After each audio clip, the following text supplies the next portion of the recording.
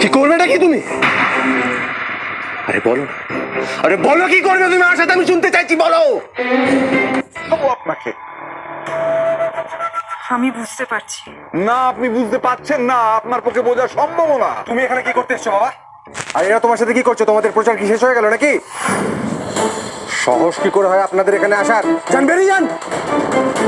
আর তুমিও যাবে, এখানে তোমারও কোনো প্রয়োজন নেই। আমার প্রয়োজন নেই? কি বলছিস তুই? তুই এরকম ব্যবহার করছিস কেন আমার সঙ্গে? আমি আমার উত্তরাধিকারীর খবরটুকু নিতে আসতে পারবো না? উত্তরাধিকারী তোমার? আরে বলতে আটকাচ্ছে না তোমার? কেন, সত্যি কথা বলতে আটকাবে কেন?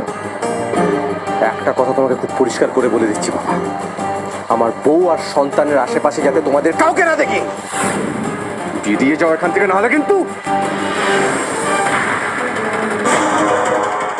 এতটা দূরে তুমিই বোধহয় তোমার ছেলেকে ঠেলে দিয়েছো প্রধান মশাই।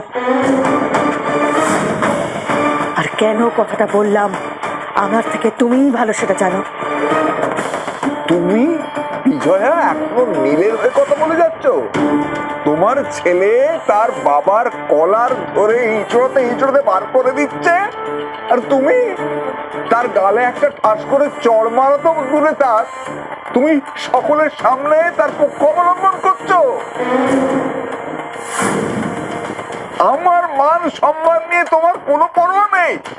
যে যেমন কাজ করবে সে তেমনই সম্মান পাবে, সেটাই নিয়ম।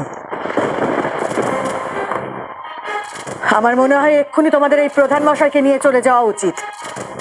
নিয়ে যাও।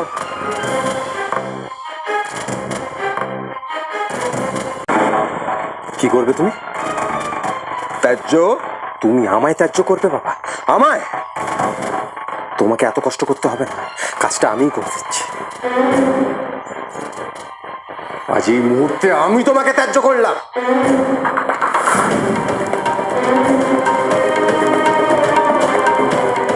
এই জীবনে আমি তোমায়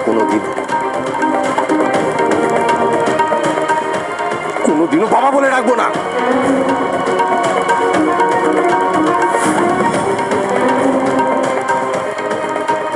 চলে যাও এখান থেকে।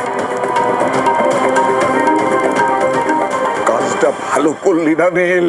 তুমি ধমক দিচ্ছ আমায়? কি করবে? পা ভাঙবে? হ্যাঁ, মাথা ফাটাবে? কি করবেটা কি তুমি? আমি এর শোধ নিয়ে ছাড়বো। তোমরা বরং এখন বাড়ি যাও, রেস্ট নাও। আমি আছি এখানে সন্ধ্যার কাছে। তোকে আমি ছেড়ে যাবো না নীল, আমায় যেতে বলিস না। আমার কথাটা শোনো না, এখানে বসে শরীর খারাপ করে কোনো লাভ নেই।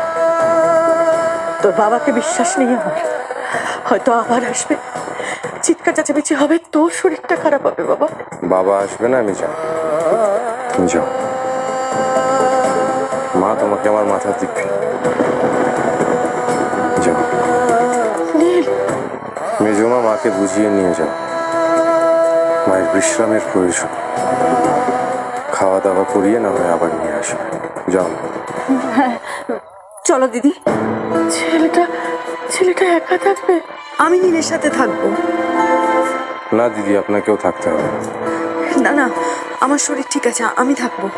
আমি বলছি তো, আপনি যান, বাড়ি যান, বাড়িতে থাকুন। হ্যাঁ দিদি, চলো, এসো তুমি, এসো এসো এসো।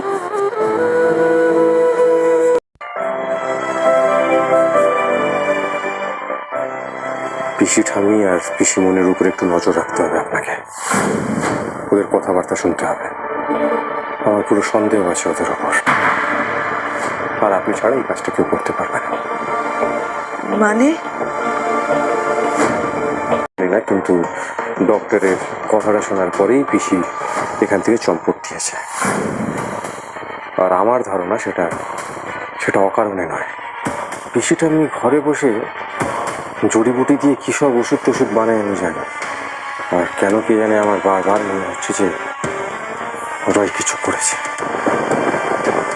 আর ওদের লক্ষ্য রাখলে সব সত্যিটা জানা যাবে। আর আমি তো সন্ধ্যাকে ছেড়ে যেতে পারবো না। বাড়ির বাকি লোকদের অবস্থা তো আপনি দেখছেন। সৃজকুমারীর কাণ্ডে গেদাই তার প্রমাণ চাই আমার। আমি প্রমাণ জোগাড় করবই। আমার বোনের সাথে যে এত বড় অন্যায় করেছে তাকে আমি খুঁজে বার করবই।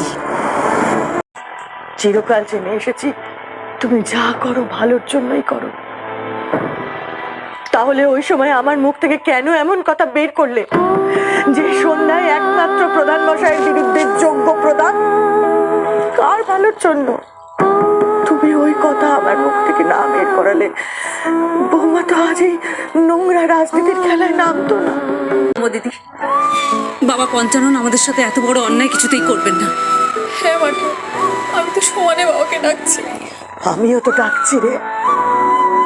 বৌমার কষ্ট তো এতটুকু কমলো না তাতে। নিজের দোষ বাবা পঞ্চাননের ওপর চাপাচ্ছ বিজয়া, আজ নিজেই বিপাকে পড়ে গেলে। মেয়েটার সুখ সহ্য হলো না তোমাদের? ছি! ক্ষমতার লোভ তোমাদের এতটা? দাদা দাদা, তুমি যেন বৌদির কথায় কিছু মনে টনে করো না। হ্যাঁ, বৌদির তো আসলে মন শরীর কিছুই ভালো নেই, তোমারটা বুঝছি জানো বৌদি। তবে সন্ধ্যার মিশিয়ে দিল না দিল তা নিয়ে আমরা কি জানবো বলো তো? তুমি তো শুধু শুধু আমাদের নিন্দে করছো, আমাদের উপর দোষারোপ করছো, তাই না? কিন্তু এরা যা ঘুরে এলে এদের মুখ থেকে কিচ্ছু বের করা যাবে না, তাও নজরে রাখতে হবে। আর ওই ভয়টাকেই আমার তুরুপের তাস করতে হবে।